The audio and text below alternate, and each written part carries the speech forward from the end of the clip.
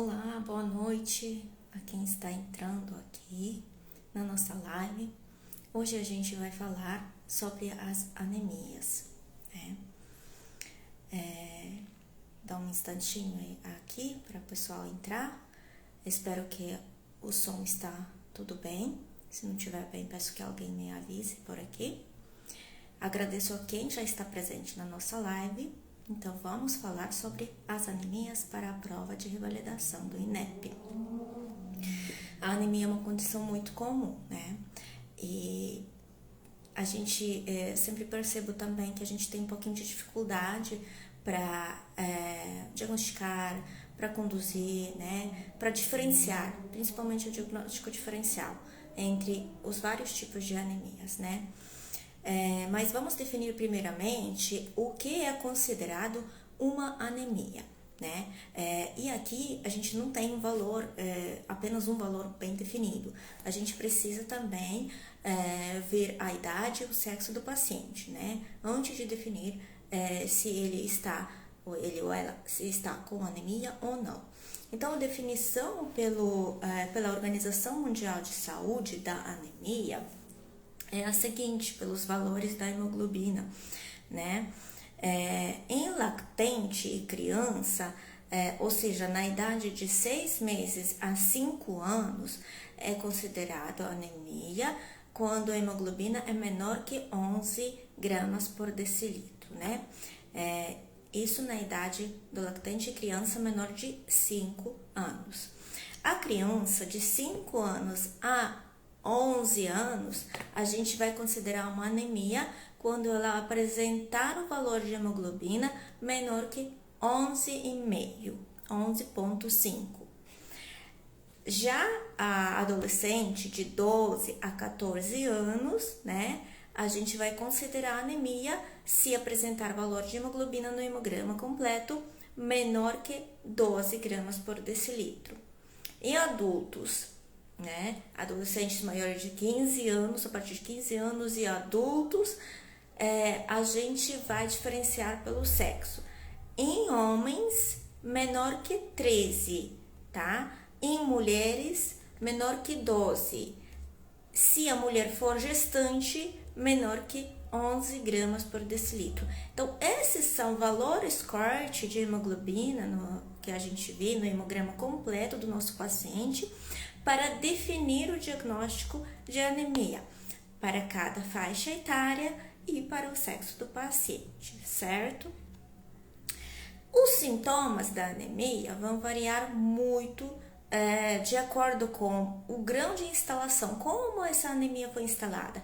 Ela se desenvolveu bruscamente, de início agudo, como pode acontecer em alguns sangramentos muito profusos, intensos, né? A anemia se instala rápido, né? Então, nesses casos, os sintomas sinais vão ser mais exuberantes, vão se desenvolver muito mais rápido, pode até desenvolver uma insuficiência cardíaca de alto débito, tá? Paciente anêmico. Com quadro agudo de anemia. Mas tem muitas vezes o quadro que vai se arrastando, aos poucos a pessoa vai desenvolvendo anemia. Então, nesses casos, os sintomas vão surgindo muito inespecíficos, né? Às vezes até para a gente chegar num diagnóstico, né? A gente não pensa nisso como um primeiro diagnóstico para o nosso paciente. Mas quais são os sintomas? É uma fraqueza, é uma astenia, é um cansaço geral. São esses sintomas muito específicos podem indicar um desenvolvimento de uma anemia. Também o paciente pode começar a desenvolver uma dispneia aos esforços, tá? Palpitação, taquicardia. Então, isso aí já vamos puxando um pouco para o nosso exame físico do paciente. O paciente anêmico, principalmente aqueles na anemia mais moderada, né, grave, vai apresentar uma palidez também cutânea, palidez das mucosas, conjuntiva, né, a gente vai olhar principalmente, tá? Pode apresentar uma pressão mais baixa, pressão arterial mais baixa, paciente um pouco mais hipotenso do que o normal, né? Taquicardia, uma taquicardia reflexa, né? Então, aumenta os batimentos cardíacos devido a essa anemia, devido à falta de, né? Devido a deficiência na formação, né? Na produção de hemoglobina, certo? Também o paciente pode ter até tontura, desmaio, então isso mais relacionado aos quadros também agudos, né? Os sangramentos mais profusos, né? Pode o paciente evoluir com pré-síncope e síncope, certo? Bom, a gente falou aqui um pouquinho do quadro clínico do paciente. Voltando ainda, puxando um pouquinho da parte para a prova prática, certo? De revalidação, a parte da anamnese é super importante, porque além dos sinais e sintomas que o paciente pode nos trazendo, a gente pode investigar algumas coisas. Se esse paciente, por exemplo, for criança, né? É importante pensar em questão de parasitas, né? Para a gente investigar as condições socioeconômicas desse paciente, as condições de moradia, certo? Água encanada, né? Condições de alimentação, né? Lavagem das mãos. Então, tudo isso é questionado durante a anamnese também, tá? Bom, agora vamos falar um pouquinho da classificação da anemia, que é super importante para a gente começar a entender como que a gente qual vai ser o fluxograma para a gente definir o diagnóstico, para a gente diferenciar entre os vários tipos de anemia. Então, a gente tem uma divisão das anemias em macrocítica, microcítica e normocítica, né? Macrocítica, macrocrômica, certo? Normocítica, normocrômica e microcítica, microcrômica. E também a gente pode dividir as anemias em hipoproliferativas e hiperproliferativas. Então, essa classificação de hipo e hiperproliferativa depende de quantidade de reticulócitos. Então, além do hemograma completo que a gente vai solicitar para o nosso paciente com suspeita de anemia, é importante também fazer o pedido para avaliar os reticulócitos. Isso no primeiro momento, tá? Os reticulócitos, o que isso significa? Nas anemias hipoproliferativas, tem uma redução da produção das hemácias. Então, isso vai cursar com os reticulócitos menor que 2%, tá? 2% é o valor de corte dos reticulócitos.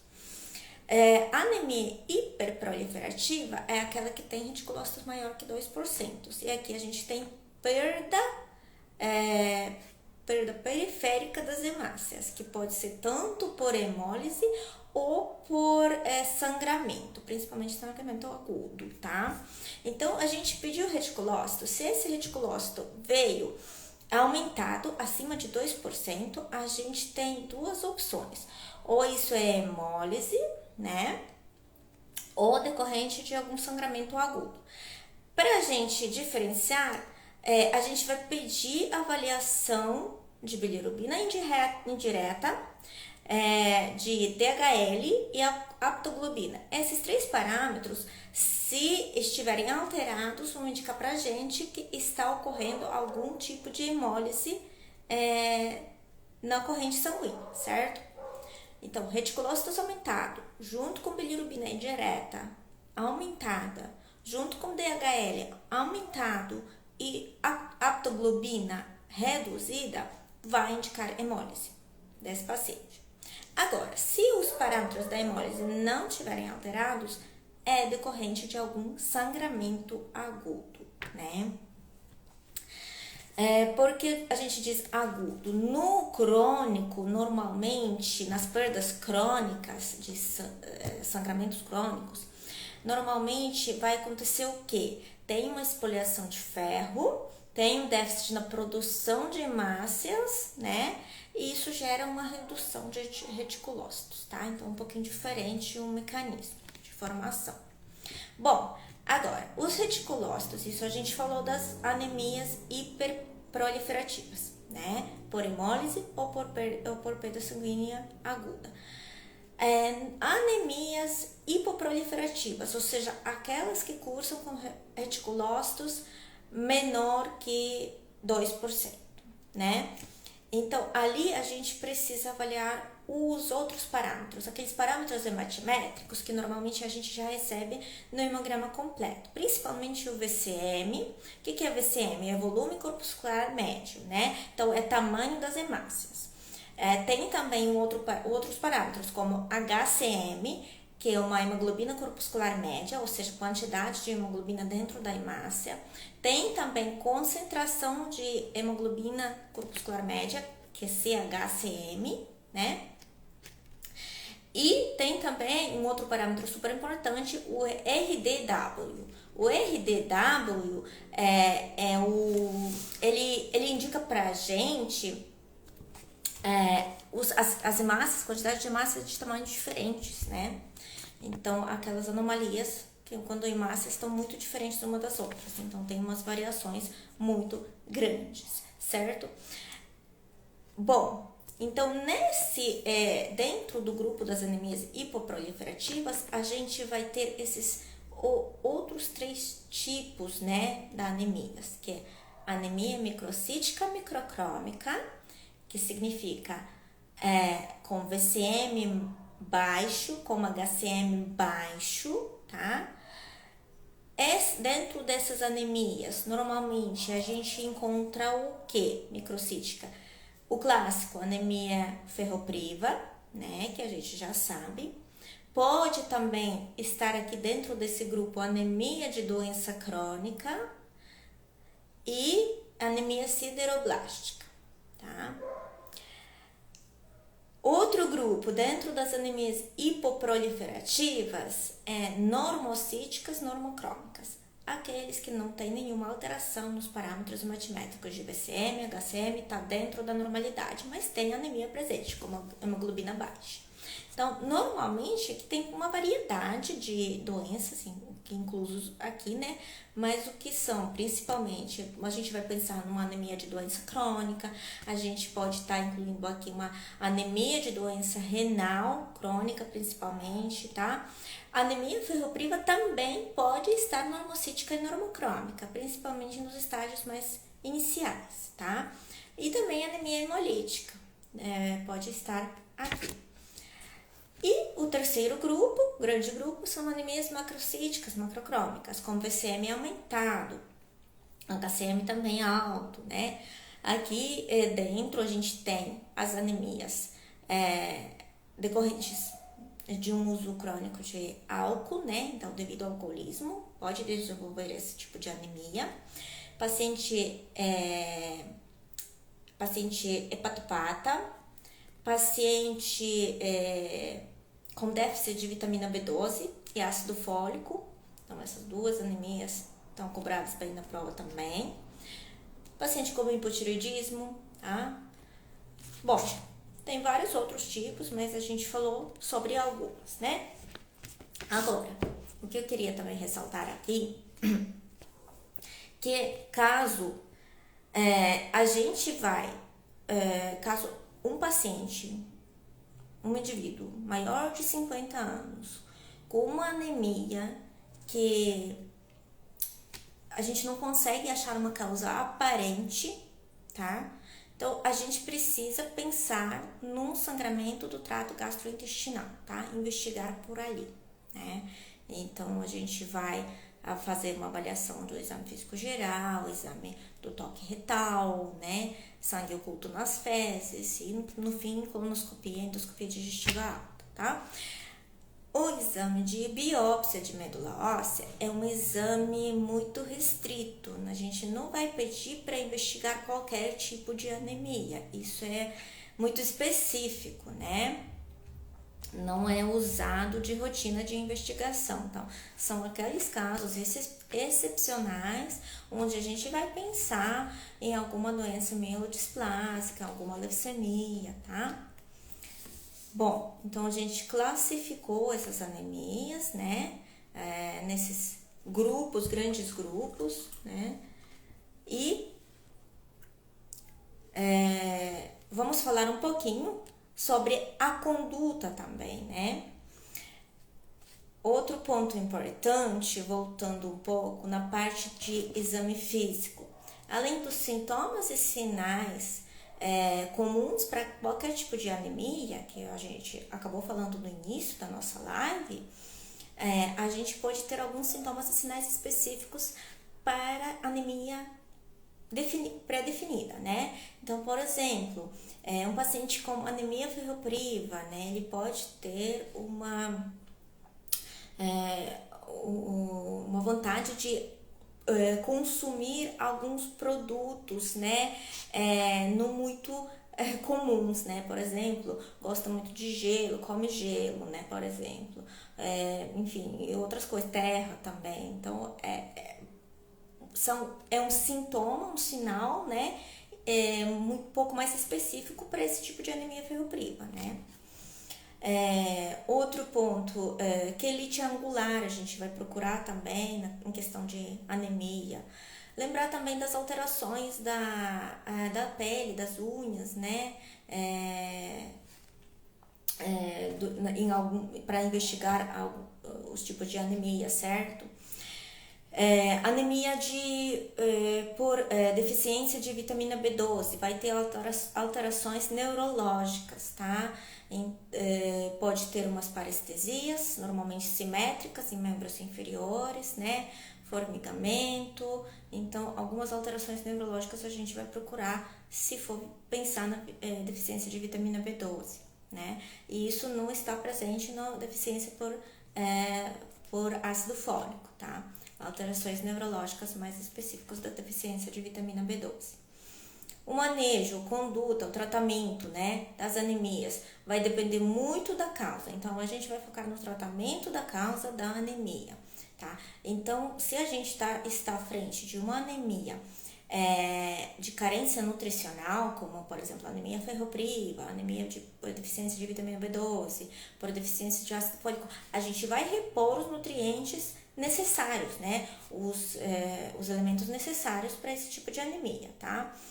Anemia por doença crônica, por exemplo, muito comum também, precisa estabilizar o quadro de doença crônica desse paciente. Então, o tratamento vai ser mais focado no controle de comorbidade desse paciente, né? Onde é muito comum ver as anemias de doença crônica, artrite reumatoide, doenças autoimunes, tá? Então, sempre procurar chegar numa remissão do quadro do paciente. Tuberculose, por exemplo, também, importante o tratamento também desse quadro, tá? No caso de hemoglobinopatias ou outras doenças específicas, né? Aí a gente já vai fazer um tratamento mais específico para cada quadro. Então, anemia ferropriva, o que a gente vai encontrar um pouco mais em provas? Anemia ferropriva, como que trata? Reposição, suplementação de ferro, né? Isso é um tratamento medicamentoso, mas antes disso, a gente tem que lembrar das orientações do tratamento não medicamentoso. Então, a alimentação, super importante. Vamos orientar a esse paciente um aumento da ingesta de alimentos ricos em ferro. Quais são? Carnes, peixe, ovo, ervilha, lentilha, soja. Principalmente produtos de origem animal, eles têm uma absorção melhor e maior de ferro, tá? E sempre também orientar esse paciente a consumir também os produtos que têm bastante vitamina C, tá? Ou suco de laranja, né? Laranja natural, acerola, limão, né? Porque vitamina C ele melhora a absorção da ferro, tá? Além disso, também é importante orientar os produtos que podem reduzir a absorção do ferro. Então, chá, por exemplo, tá? Doces, leite, derivados também podem reduzir a absorção do ferro, né? E suplementar o ferro, a gente vai iniciar principalmente com a forma de ferro oral, né? A gente tem sulfato ferroso e uma cápsula de sulfato ferroso, ela tem 40 mg de ferro elementar, né? A suplementação é realizada em dose de 2 miligramas por quilo, né? Tanto em adulto quanto em criança. Então, normalmente isso vai dando em torno de 120 miligramas de ferro elementar no adulto, né?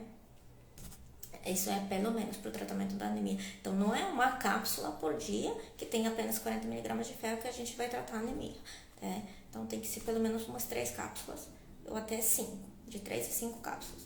Aí vai dar de 120 a 200 miligramas de ferro elementar. O tratamento é feito mais prolongado, né? Mas a partir de 6 a 8 semanas, né? A gente já vai repetir hemograma, né? Para ir avaliando, né? O tratamento é feito mais por 6 meses, um tratamento mais prolongado.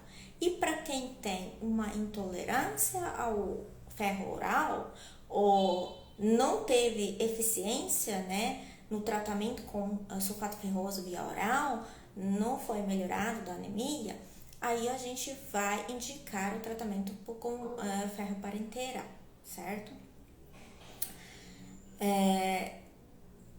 Anemia por deficiência de vitamina B12, a gente vai indicar a suplementação de vitamina B12. Lembrar também da alimentação, os produtos que estão ricos nessa vitamina, peixe, carne, ovos, leite, tá? Suplementação feita por via parenteral, intramuscular, são injeções, né? A dose recomendada é de 1000 microgramas, né? Normalmente inicia nos primeiros dias, mais ou menos quase diário, né? Dia sim, dia não, por uma semana, e depois pode espaçar o semanal, né? 1000 microgramas por semana, 4 semanas, tá? 4, 6 semanas. Para quem está com essa deficiência de vitamina B12 mais persistente, então são pacientes, por exemplo, que fizeram bariátrica, que não tem o local onde está absorvendo vitamina B12, então eles sempre vão estar tendo essa deficiência, né? Você vai repor, né, agora, mas daqui umas semanas vai desenvolver, uns meses vai desenvolver de novo. Então, para esses pacientes, é recomendável que seja feita a injeção de vitamina B12 1000 microgramas, né, mensalmente, tá? Então, assim, a gente vai evitar. E também para os pacientes que são totalmente veganos, eles não têm a suplementação dessa vitamina com alimentação, simplesmente. Então, a gente precisa, sim, repor para eles. Já a anemia por deficiência de folato, folato é reposição feita, suplementação feita via oral, são comprimidos, 5 miligramas, né? E vai fazendo diariamente, né, de 5 miligramas de ácido fólico, tempo mais prolongado também, 1, 2, 4 meses, né, até ver resolução de anemia, tá? Bom, deficiência de folato, ela normalmente ocorre juntamente com deficiência de vitamina B12, né? Então, é importante sempre repor as 2 vitaminas junto. Quando tem alguma dúvida também, é melhor repor as 2 vitaminas junto, tanto B12 quanto ácido fólico, tá? Bom, aí entre os exames, normalmente a gente não solicita ácido fólico, folato, né, para ver. Agora, dentro dos exames, se a gente pensou na anemia ferropriva, tem 4 exames que você precisa saber, que você vai solicitar a mais, né, mais específicos exames que vai estar alterados, né? Quais são? Ferro sérico, ferritina, saturação de transferina e o famoso TBIC, né? Aquela capacitação de ligação de ferro, né? Capacidade de ligação de ferro. Os exames de ferro, ferritina e a saturação de transferina estão reduzidas e apenas o TBIC está aumentado na anemia ferropriva, tá? Vitamina B12 a gente dosa se a gente tem suspeita de uma deficiência de vitamina B12, então aqueles pacientes com anemia macrocítica, com alterações neurológicas talvez, né, a gente vai dosar a vitamina B12. Agora, na suspeita de deficiência de ácido fólico, a gente repõe, né, junto com vitamina B12, sem dosar ali no hemograma especificamente, tá? Bom, basicamente é isso que eu gostaria de falar com vocês hoje, né? Se tiverem alguma dúvida, estou aqui também para esclarecer as dúvidas de vocês, né? Espero que vocês curtiram essa live, então podem deixar os comentários aqui na nossa live também. E espero vocês na próxima segunda-feira, nesse mesmo horário, às 19 horas, tá? Um beijo no coração de todos vocês e ótimos estudos!